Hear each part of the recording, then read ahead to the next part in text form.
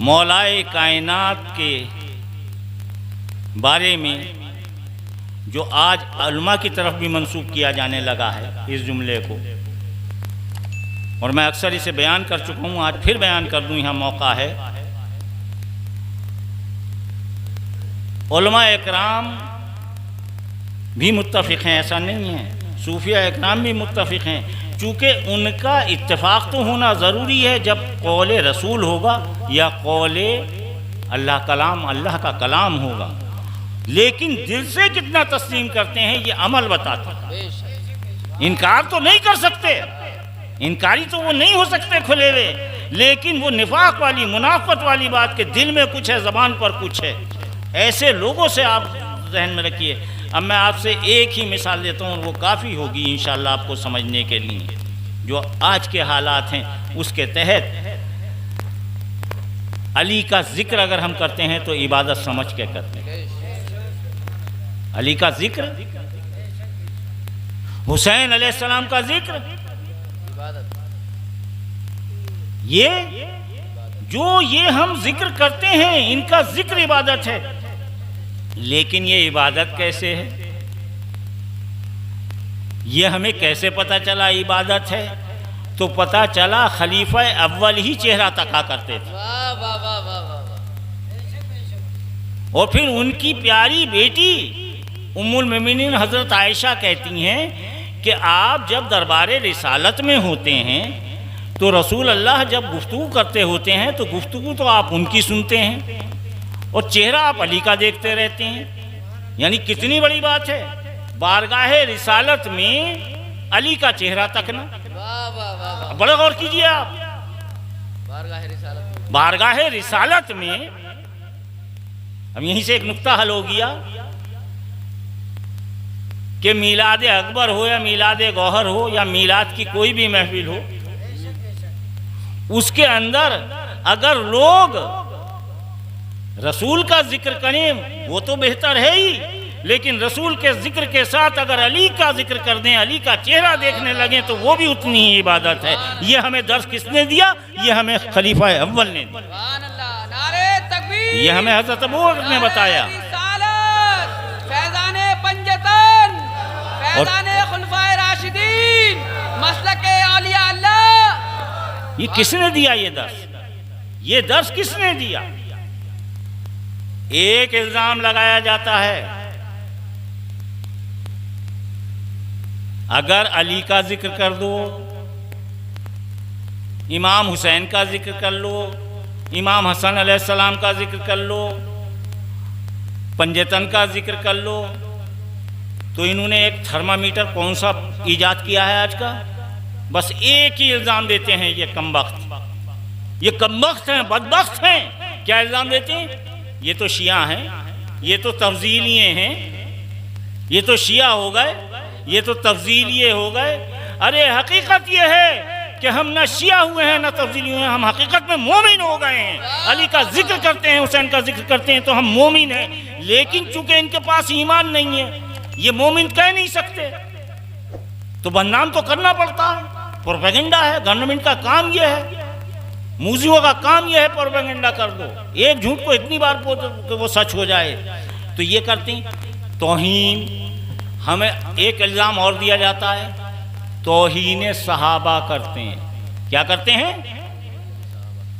توہین شیعہ ہو گئے، تفضیلی ہو گئے۔ اب آپ غور کیجئے، خلیفہ اول یہ کہہ رہے ہیں، اور حضرت عمر خلیفہ دویم، آپ غور کیجئے ان کے بارے میں۔ بس ٹھیک ہے، اہل بیت، دیکھیں ایک چیز اور سمجھ لیں آپ، اہل بیت کی محبت فرض ہے ایک ایمان والے کے لیے، مومن کے لیے۔ کیا ہے؟ اہل بیت کی محبت فرض ہے، اور صحابہ اکرام کی محبت واجب ہے، ان کا احترام واجب ہے۔ بات سمجھ میں آ گئی؟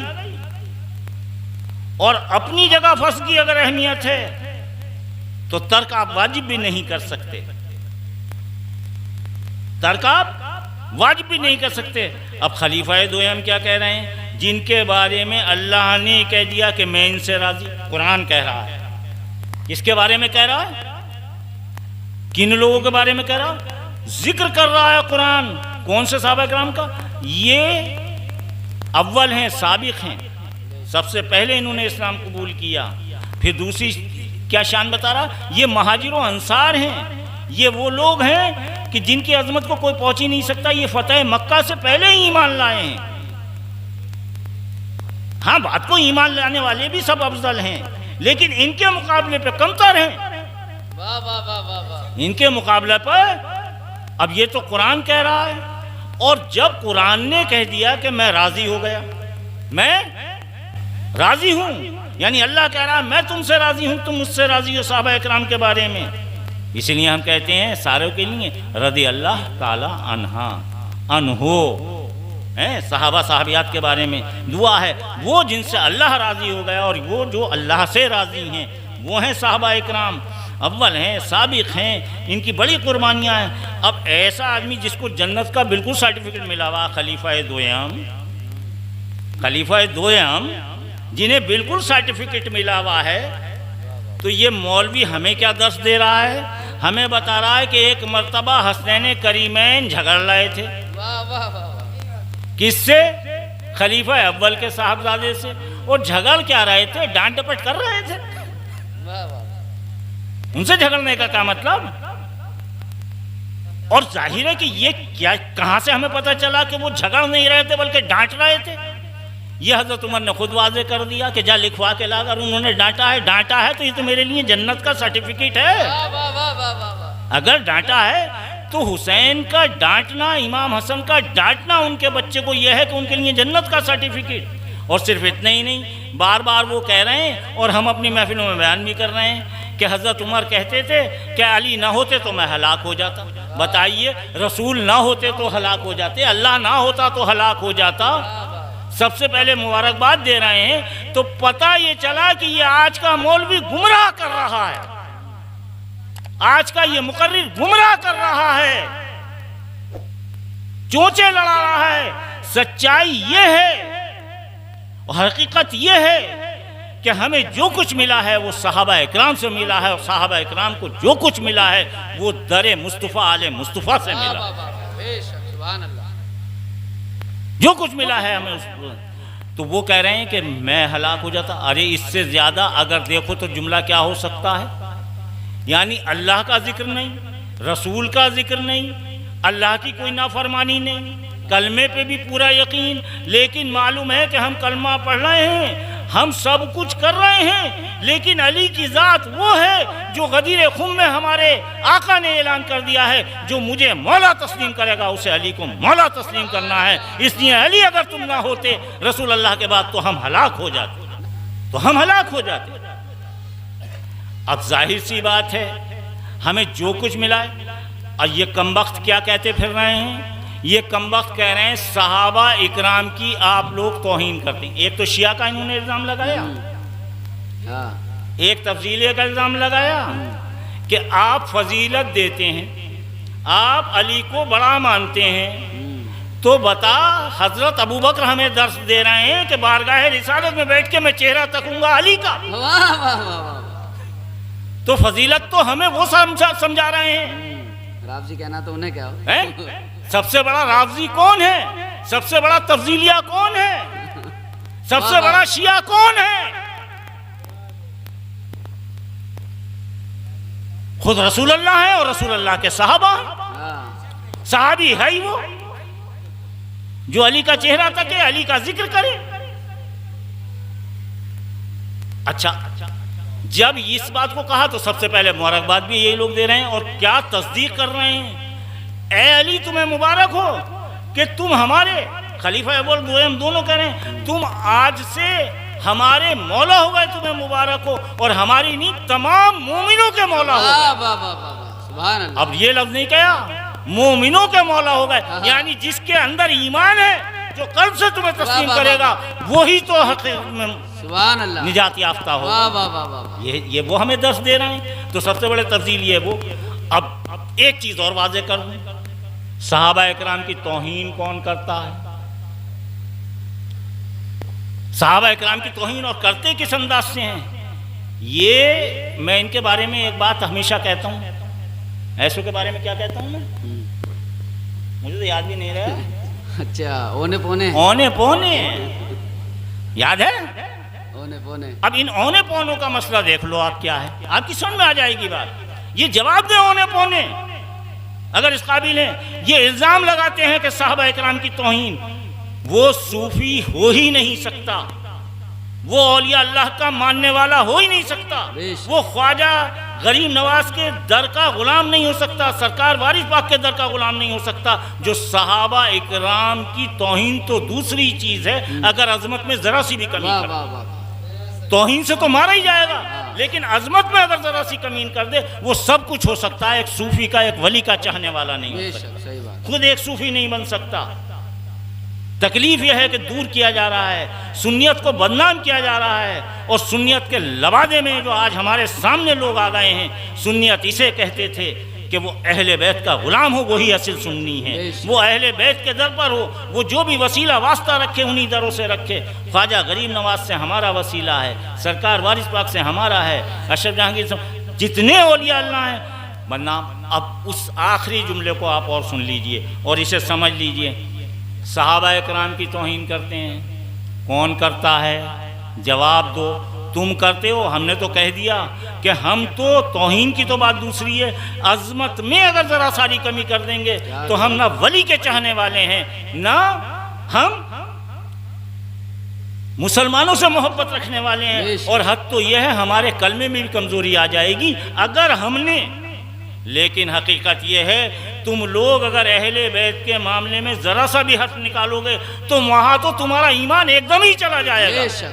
یہ ہے اہل بیت کی شان. ایمان والے رہ ہی نہیں سکتے، یہاں تو ایمان کی کمزوری ہوتے ہوتے جائے گا. اور اہل بیت کی شان میں، حسنین کریمین کی شان میں اگر تم نے ذرا سا بھی کچھ کہہ دیا تو آقا کی حدیثیں کھڑی ہوئی ہیں، اللہ کا فرمان موجود ہے کہ یہ اس کی ذات میری ذات سے جڑی ہوئی. جو حسین کا ذکر ہے وہ میرا ذکر ہے، جو میرا ذکر ہے وہ حسین کا ذکر ہے. حسین سے میں ہوں، حسین مجھ سے. بے شک سبحان اللہ. حسین مجھ سے ہے، میں حسین سے ہوں. علی کو وہ مولا مانے گا جو مجھے مولا مانتا ہے. اتنی حدیثیں، اللہ کا کلام موجود ہے. اب توہین کی بات آج اور سمجھ لیجئے اور ٹھوک کے جواب دیجئے. میں ان سے سوال کیا کرتا ہوں، ان کے جواب دینا اچھا نہیں سمجھتا. میں ان سے ہمیشہ سوال کرتا آیا ہوں، آج پھر ایک سوال ان کے سامنے کھڑا کر رہا ہوں کہ بتاؤ اور فیصلہ کرو توہین کون کرتا ہے. یہ بتاؤ کہ جب آقا نے یہ فرمایا، اللہ نے یہ فرمایا، اللہ کا حکم آ گیا، وہ کون سے صحابہ کے لیے آیا؟ وہ کون مہاجر و انصار ہیں؟ وہ کون اول و سابقون ہیں؟ واہ واہ واہ. پھر اس بات کو چھوڑیے، ہم سنی لوگ ہیں اور سنی عشرہ مبشرہ کی حدیث کو ماننے والے کہ یہ وہ 10 لوگ ہیں جو حقیقت میں جنتی ہیں. اول تو ان سے کوئی خطا ہوگی نہیں، کوئی گناہ ہوگا نہیں، اور اگر ہو بھی جائے گا تو انہیں ایک اجر ملے گا. انہیں ایک، یہ وہ صحابہ ہیں جن سے اللہ راضی ہے. یہ وہ 10 صحابہ ہیں، ان کی تخصیص ہے کہ ان کے بارے میں کہا ہے کہ انہیں تو کوئی شبہ ہی مت کرنا، یہ جنتی ہیں. اب کسی اور کو ان کے مقابلے میں کوئی کہے کہ بے خطا اور بے گناہ، تو توہین کس کی کر رہا ہے؟ عشرہ مبشرہ کی کر رہا ہے. کس کی توہین کر رہا ہے؟ خلیفہ اول کی توہین سب سے زیادہ کون کر رہا ہے؟ خلیفہ دوم کی کون کر رہا ہے؟ صحیح بات ہے، یہی لوگ کر رہے ہیں. اب بتاؤ، تعظیم کا ایک، محبت کا ایک مقام ہے، اس محبت میں کمی. ارے توہین تم رات دن کر رہے ہو، توہین تم ان لوگوں کو جن کے بارے میں بے خطا بے گناہ کے نعرے لگا رہے ہو، تو اس کا مطلب عشرہ مبشرہ کی حدیث تم نے طاق پہ اٹھا کے رکھی. ایک دوسری، جنگ بدر اور جنگ احد، یہ لوگ کہتے ہیں، میں اسے دفاع احد اور دفاع بدر کہتا ہوں. بے شک حق یہی ہے. دفاع بدر اور دفاع احد کہتا ہوں. تو دفاع بدر اور دفاع احد میں جو آقا کے 7 صحابہ اکرام تھے، حقیقتاً وہ جنتی ہیں، ان کے بارے میں شبہ بھی نہیں کیا جا سکتا. اب اگر آپ ہر ایک صحابی کو جنتی کہیں گے، ہاں ایک صحابی کی ہی بات نہیں ہے، ایک صحابی کی بات نہیں ہے. گناہ گار سے گناہ گار مسلمان بھی جس کا ہمیں یہ یقین ہے کہ یہ کلمے پر تھا، اللہ رسول کا چاہنے والا تھا، اللہ رسول کا ماننے والا تھا، فرشتوں پر ایمان رکھتا تھا، اللہ کی تمام کتابوں، تمام نبیوں، تمام رسولوں کو مانتا تھا، آخرت کے دن کو مانتا تھا، اور مرنے کے بعد ایک دن زندہ اٹھایا جائے گا اس بات کو مانتا تھا، اگر ایسا کوئی ہمارا بھائی ہمارے معاشرے سے جاتا ہے تو ہم اس کے بارے میں یہ گمان کرتے ہیں اللہ ان کی خطاؤں کو معاف کر کر جنتی بنا دے۔ صحابہ کرام تو کہیں ان سے زیادہ افضل ہیں، صحابہ کرام تو ان سے کہیں زیادہ افضل ہیں۔ ایک مسلمان عام مسلمان کے بارے میں بھی یہ گمان رکھتا ہے کہ اللہ ضرور اس کی خطاؤں کو ضرور کر کے جنتی بنا دے گا۔